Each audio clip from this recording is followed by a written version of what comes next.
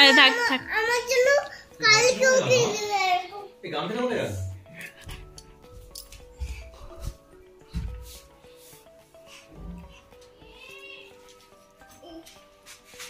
কি অবস্থা, ছন্ন ছাড়া সংসার আমার।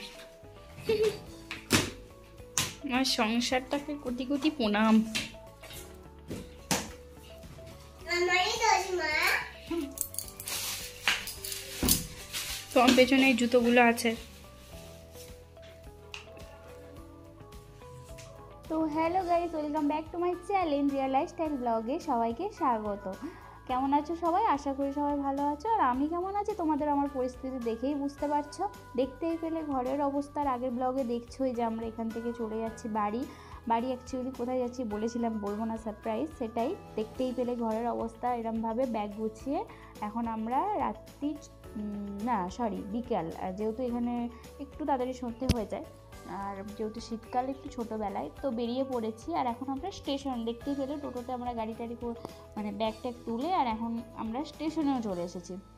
আর এসে এত বাজে খবর পেয়েছি যে আর ভিডিও অন করতেই ইচ্ছা করেনি। ট্রেন লেট 7 ঘন্টা লেট হয়েছিল। বলেছিল 2 ঘন্টা, বাট বসে বসে এখন যেহেতু আমি এডিট করছি তো আমি জানি 7 ঘন্টা, মানে যেখানে আমাদের ট্রেন ছিল 5টায় তার জায়গায় এসেছিলো রাত্রি 2টোয়, তাহলে জানো 7 ঘন্টা। তো ওই জন্য আমার সন্ধ্যে মায়ের খিদে পেয়ে গেছে, তো এসেই ওকে একটু তরকা রুটি ওর বাবা এনেছিল, খাইয়ে নিলাম। আর খাইয়ে বসে বসে ওয়েট করছি, একবার এদিক যাচ্ছি একবার ওদিক যাচ্ছি। আর নন্দামেও ঘুমায়নি, ও যেহেতু কোথাও গেলে টেলে ঘুমাতে চায় না। আর এই দেখো নিউ মাল জংশন স্টেশনটা, এই লাস্ট বারের মতো দেখা, মানে আর আসবো কি না কোনো ঠিক নেই, মানে আসবোই না আপাতত মানে আসবোই না, কারণ এইদিকে আমাদের কোনো আত্মীয় নেই, কিছু নেই, কাজের সূত্রেই আসা। তো এখান থেকে চলে যাচ্ছি লাস্ট বারের মতো, যেন সব কিছু তোমাদের সঙ্গে একটু ভাবলাম লাস্ট বারের মতো শেয়ার করি। আর এই ভিডিওটা কিন্তু আমি করছি না, এটা করছে আমার হাজব্যান্ড। আমার এত বিরক্তি লাগছিলো, এত ঘন্টা ট্রেন লেট শুনে আমার ভালোই লাগছিল না। ওর পাপা দেখলাম কখন গিয়ে করে এনেছে। আর এখানের জায়গাটা দেখে একটু তোমাদের প্রধান বই দেখলে হয়তো মনে পড়বে, প্রধান বই যেটা আমরা শুটিংয়ে গেছিলাম, বলেছিলাম তোমরা তো ব্লগটা অনেক ভালোবাসা দিয়েছো, তার জন্য থ্যাংক ইউ সো মাচ। আমার অনেক ভিউজ হয়েছে ওই ব্লগটায়। তো এই প্ল্যাটফর্মটাতেও শুটিং হয়েছিল, ওই যে হাতি বাঘ দেখালাম ওখানের জায়গাটায়। প্রধান বই দেখলে দেব আর সৌমিত তৃষা, মানে যেখানটা দিয়ে বাড়ি এখানে নর্থ বেঙ্গলে আসছে, তো এখানটাতেই শুটিং হয়েছিল, তোমরা মেলাবে বুঝতে পারবে। আর আমার মেয়ের সাথে অনেক রকম নিজে খেলা করছিলাম, ওর সাথে অ্যাক্টিভিটি করছিলাম, যেহেতু একটু জেগে থাকে। আর মানে যেহেতু এতগুলো ব্যাগ, ও যদি ঘুমিয়ে পড়ে খুব প্রবলেম হবে। আর আমার মেয়ে তো লক্ষ্মী সোনা একদম, মা খালি খাওয়ার প্রবলেম হয়, তাই ও জেগেছিল। লাস্টের দিকে একটু ঘুমিয়ে পড়েছিল, কিন্তু ট্রেন আসতে ডাকতেই ও বড়দের মতো উঠে একাই উঠেছে ট্রেনে, মানে একটা আঙ্কেল খালি হাতটা ধরে দিয়েছিল। যেহেতু আমাদের 2টো মানুষ 6টা ব্যাগ ছিল, ওকে নিয়ে আমাদের পক্ষে সম্ভব ছিল না। ভাগ্যিস আমার নন্দামে এক গুড গার্ল, নাহলে কিন্তু খুব প্রবলেমে পড়ে যেতাম। তখন ছিল রাত্রি 2টো, ট্রেন এসেছিলো। তো আই হোপ তোমাদের আজকের ব্লগটা অনেক ভালো লাগবে। কোথায় যাচ্ছি না যাচ্ছি, কি করব না করব, সবটাই তোমাদের সাথে শেয়ার করার চেষ্টা করব। আই হোপ তোমাদের ভালো লাগবে। তো লাস্ট পর্যন্ত অবশ্যই ব্লগটা দেখো।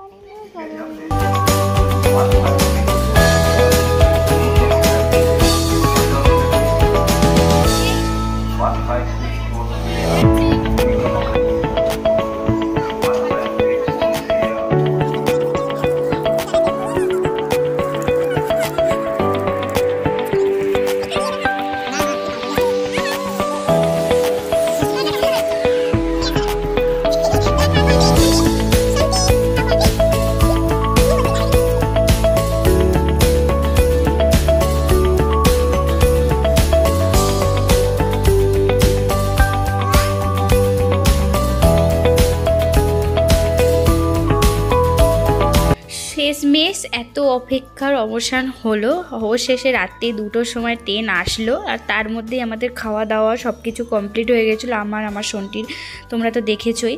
আর উঠেই আমার নন্দামের ঘুম পেয়ে যাচ্ছিলো, ওই জন্য ওকে উঠেই আগে বিছানা করে শুইয়ে দিয়েছি। এরপরে আমরাও শুয়ে পড়বো, কারণ অনেকটা রাত্রি তো 2টো বেজে গেছে, তখন তার কিছুই করার নেই। একদম সকালে তোমাদের সাথে ব্লগ শেয়ার করব।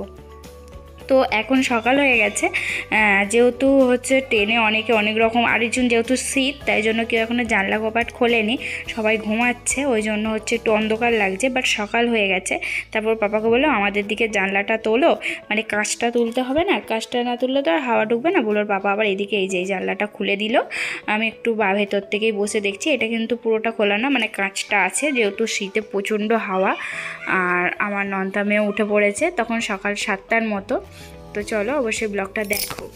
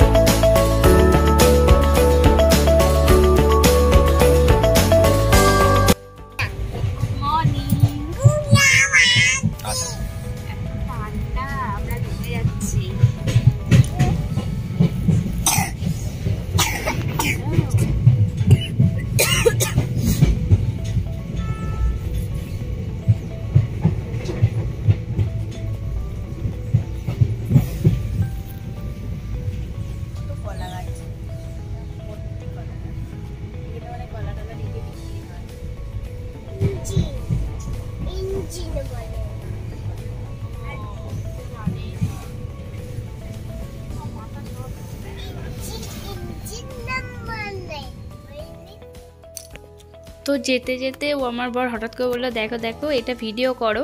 বললাম কি, দেখছি যে আমরা জলের উপর দিয়ে যাচ্ছি, আর যেহেতু কাঁচটা খোলা নেই, আর খোলা থাকলেও আমি সাহস করে ফোন বার করে ভিডিও করতাম না, বাবা যদি জলেই পড়ে যেত।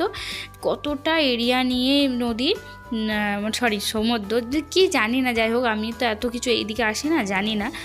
এই জায়গাটার নাম কি, আমার বর বললো কার্শিয়ং না কি একটা, মানে গাজলডোবা, যে নর্থ বেঙ্গলে ওরকমই টাইপের, বাট গাজলডোবার থেকে এটা দ্বিগুণ বড়। আর দেখো নিচের ঝর্ণার মতো জলগুলো যাচ্ছে, আর তার উপর দিয়ে ট্রেন যাচ্ছে, ভাবো তো, মানে একদম দেখতে, মানে রিয়েল দেখতে একদম সেই লাগছিল। ফোনে তোমাদের সাথে কতটা কি বুঝতে পারছো আমি জানি না।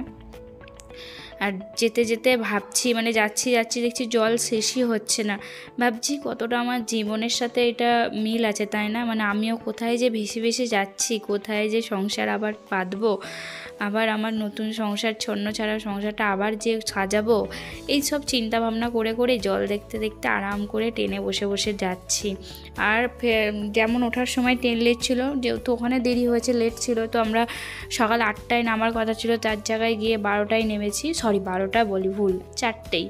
তো শরীর তো একদম বইছিল না, তো তাই জন্য আর সেরকমভাবে তোমাদের সাথে ব্লগ শেয়ার করিনি, টুকিটাকি করেছি। মানে বললে বিশ্বাস করবে না, আমার মেয়ে প্রায় এখনও অসুস্থ, আমরা এতদিন চলে এসেছি, এসে আমি ওই জন্য এখনও ব্লগ কোনো শ্যুট করিনি নতুন বাড়িতে। আমি একদম এই ফোন ক্লিয়ার করি, ফোনে অনেক ব্লগ জমা আছে, তো একটা একটা করে সব আগে দেবো, তারপরে এই নতুন বাড়ি তোমাদেরকে অবশ্যই শেয়ার করব। তোমাদের আই হোপ তোমাদের খুবই ভালো লাগবে আমার মনে হয়। আর দেখো জলগুলো কিভাবে স্পিডে যাচ্ছে, আর আমার বর বলছিল যে এই যে গেটগুলো আছে না, এই গেটগুলো খুলে দিলেই নাকি বাংলার যখনই তোলে হাঁটু তখনই বাংলাদেশে বন্যা হয়, মানে বাংলাদেশে জল ঢোকে এই গেটটা দিয়ে, এই গেটগুলো দিয়ে জল যায়, এরম বলছিল। তো চলো লাস্ট পর্যন্ত অবশ্যই ব্লগটা দেখো, আমরা কোথায় যাই, কি করি না করি সবটাই তোমাদের সাথে শেয়ার করব। চলো।